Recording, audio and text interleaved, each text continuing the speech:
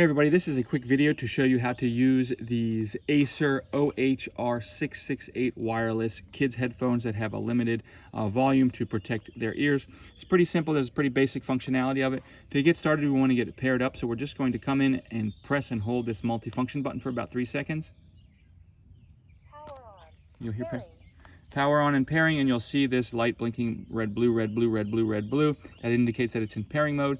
Then we can go ahead and go onto our phone or device and we can add this Acer headphones.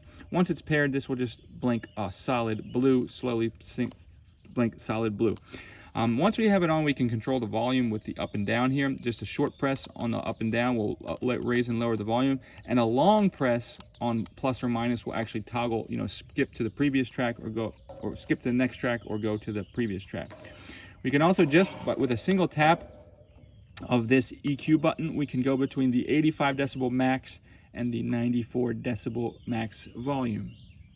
If you are using this for phone calls, when you get a phone call, if you just tap this multifunction button here, that will answer the call, and then if you tap it again, it will hang up the call. Also, if you actually long press it while the call is coming in, it will reject the call.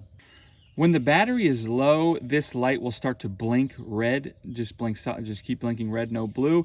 And we can go ahead and plug it into charge via this USB-C jack here. And when we plug it in via this USB-C jack here, the light will turn red, and the red indicates that it is in charging. And then once that is finished charging, the light will go out. So if it's plugged in, it had been red, and then the light turns off, that means the headphones are now fully charged.